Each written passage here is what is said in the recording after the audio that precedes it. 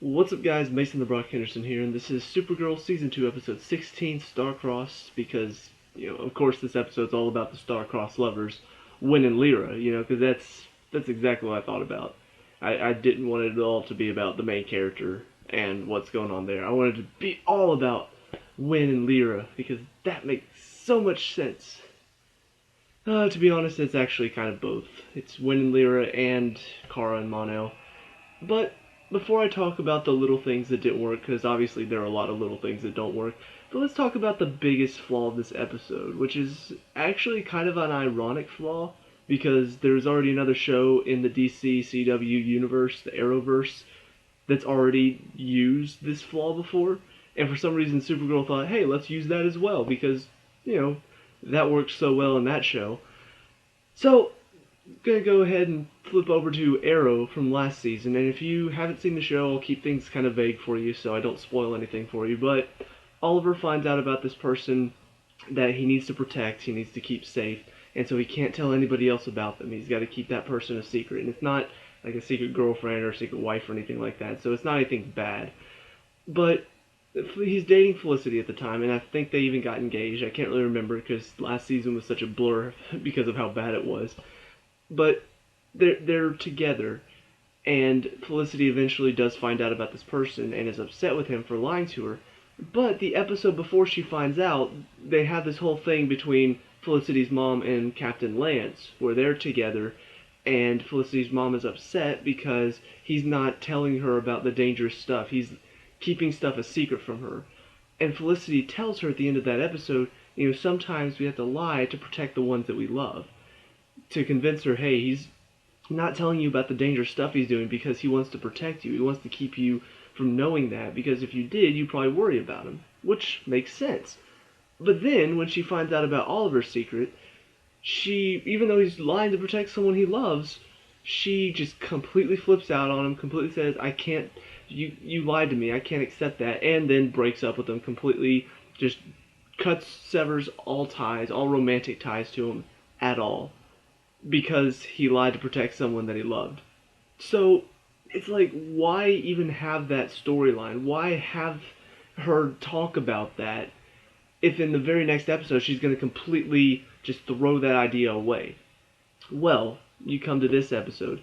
What was Win and Lyra's storyline? What was it all for?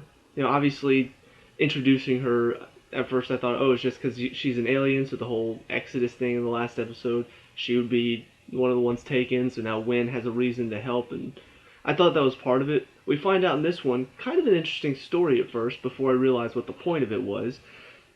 Most of Supergirl's season, to be honest. But we see that apparently she's been using Win as a mark because she doesn't appear on photographs or videotapes.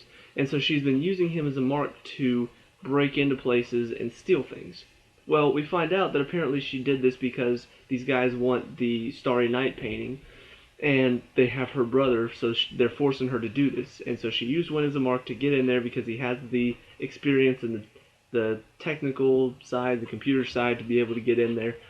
And so, after all of this is said and done, they managed to help her, they managed to get the painting back and rescue her brother and all that stuff.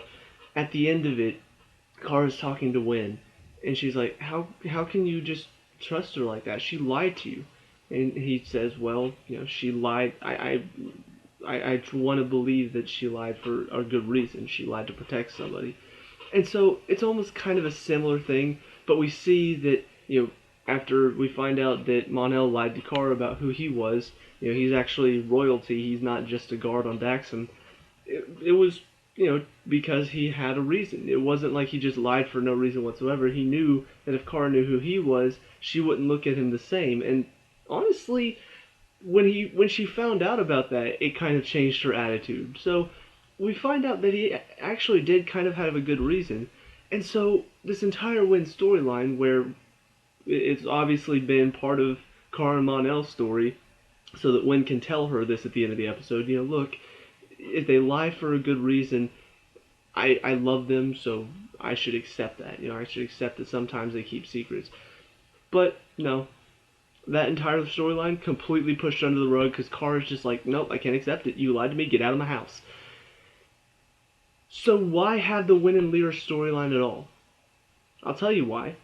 One, they want to throw more relationship stuff into it. Two, they care more about the side characters than they do about their main character. And three, it's just a filler episode. Pretty much. I mean, honestly, you look at it on the surface. If you look at it at first, if you look at it and see, okay, so stuff's going on with Carl Mon-El and his parents. Okay, yeah, this is a progressive story, so this is not just filler. But if you look at it in detail, if you look at the fact that everything that happened between Wen and Lyra, everything that happened between Carl and Mon-El, how that story ends, nothing happened this episode. At all. The only thing that kind of happened is that Lyra, I think, is going to leave the scene now because after she gets done with the job, normally her and her brother skip town. So it looks like she's leaving and now Wen's going to be alone again. So I feel like that's the only thing that changed. But I mean, honestly, how long have we known her? Like maybe 3 or 4 episodes. So it's not the worst thing in the world. It's not like I'm emotionally affected. But you look at our main story. We found out Mon-El is royalty. That's about the only thing. He's asked to come home by his parents. He says no. Carl and Mon-El, they were already having problems, to be honest, and now they're apart. So just like I said a few episodes ago, we're gonna have this thing where it's like, oh, we can't just have them get together. No, it's got to be they get together and then they're not, and then they're together and then they're not. I mean, you look at the past. How many episodes has been? The Mix It Spit Look episode was the 13th, so they got together at the end of the 12th. So we'll say 13 was one whole episode, but even then they're having problems in that episode. 14, Jeremiah comes back, so now they're having problems because Mon-El doesn't trust Jeremiah and Kara hates him for that. And then the last episode was mainly about Jeremiah and Alex, so we didn't even really focus on their relationship at all. Now we're at this episode where they break up. 4 episodes. 4 episodes of them kind of together. And even then, it's mainly just them arguing, them fighting. And now we have another episode with them arguing, them fighting, and now they break up. And I'm sure the next episode, obviously we're going to have some flash stuff to complete how this episode ended. But when we get to the end of it, I'm sure next week there's going to be more of them kind of trying to get together, them talking about it, Mon-El trying to win her back. And by the end of the season, guess what? They'll be together. Because that's all the show cares about.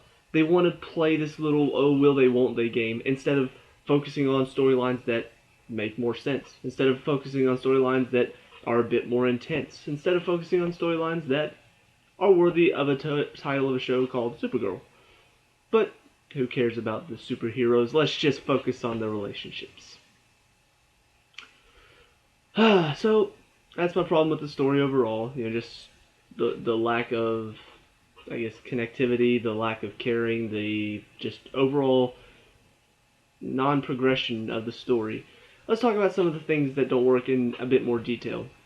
So first of all, obviously talking about the Wen and Lyra stuff, because, I mean, honestly, this story overall just is kind of frustrating. I mean, they're treating it like this is some huge romance. Wen's talking at the end about, he loves her, and there's just this thing where she lied to him, but he's just like, I don't care, it doesn't change who you are to me, and all of this stuff. I'm sorry, but Wen, you like this girl because she had sex with you. That's it.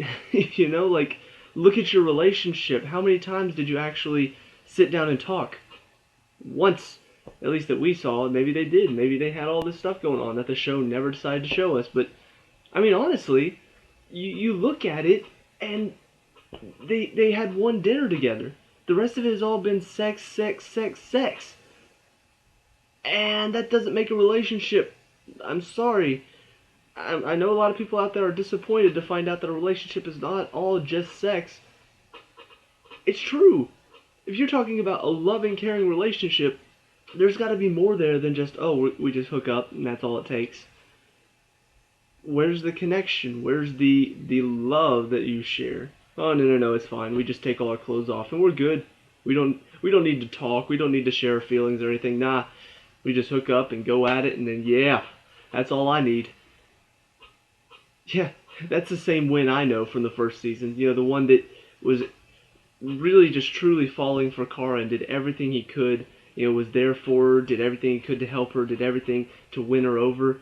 That win, that same one that's just, oh yeah, sex is all I need, I'm good to go. Change of character, out of nowhere. Not only that, but you also look at the fact that this story was kind of the main story for this episode. The Kara Mon-El stuff was on the outside of it.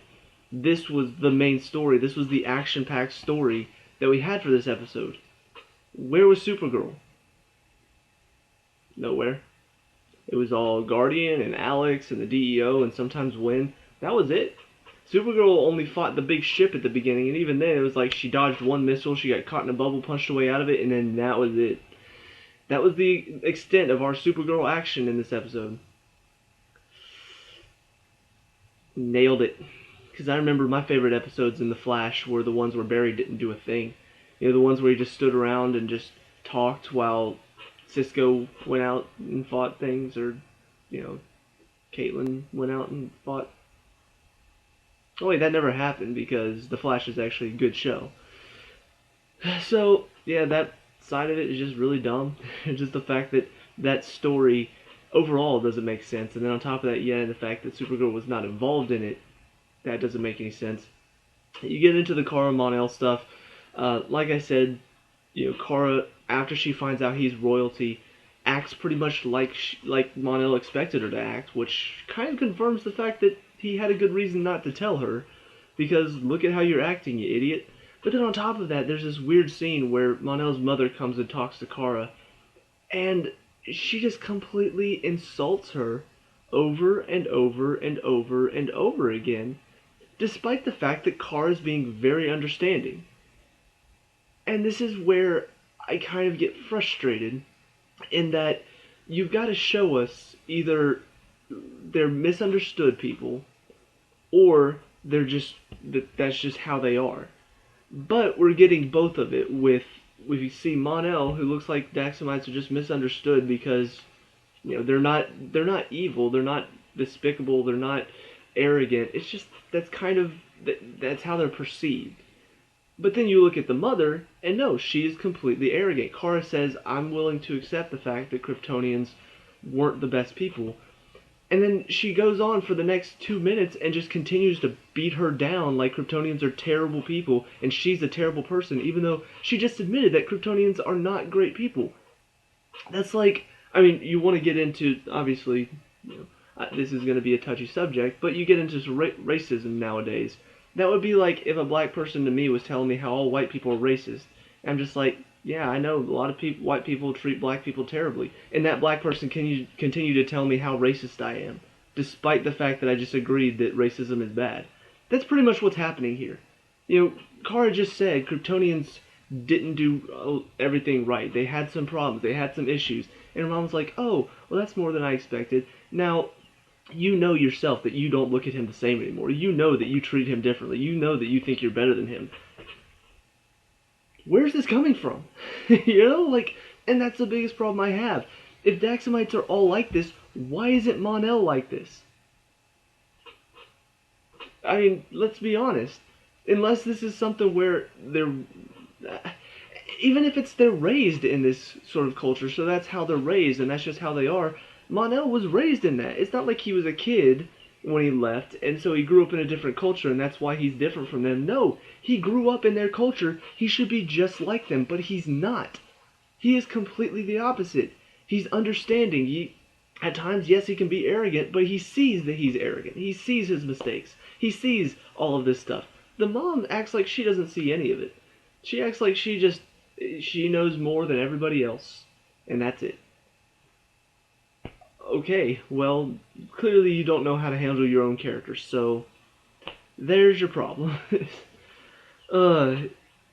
Once again, I'm getting frustrated over a show that I really shouldn't be, because I shouldn't care. I really should not care that this show does not understand characters, it doesn't understand things, it just... I don't know. I think that's about it for this episode. I could go into some of the Guardian stuff and once again talk about how Jimmy just out of nowhere is able to fight these bad guys. He steps in on an alien. This was actually kind of funny. He steps in on an alien and this alien's like kicking his butt. even though he's got this super powerful skeleton thing. That's I always love it whenever a character at first does no damage at all, and then all of a sudden starts to do damage. Or even whenever the DEO shows up and that alien that was kicking his butt with no problem, except for, the couple times where Jimmy started to deal damage. I love it how the DEO shows up and he's just like, oh, well, I guess it's time to turn myself in. It's like, dude, you're kicking his butt in some sort of whatever, I don't remember what he's lined in or whatever. But if you're able to beat that, these people should not be a problem for you. And yet he's just like, oh, time to turn myself in, guys. That's too much for me. 5 guys show up with guns. Oh, that's too much. It's too much. Okay. But anyway, I think that's about it as far as like the main things that just really frustrate me about the show. The rest of it, I mean, it's all stupid for the most part.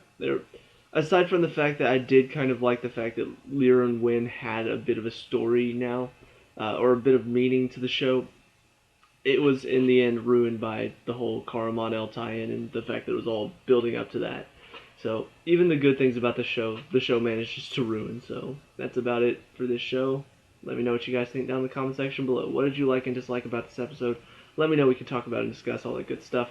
Leave a like and subscribe for future Supergirl reviews, and I'll see you at the next one. Peace out.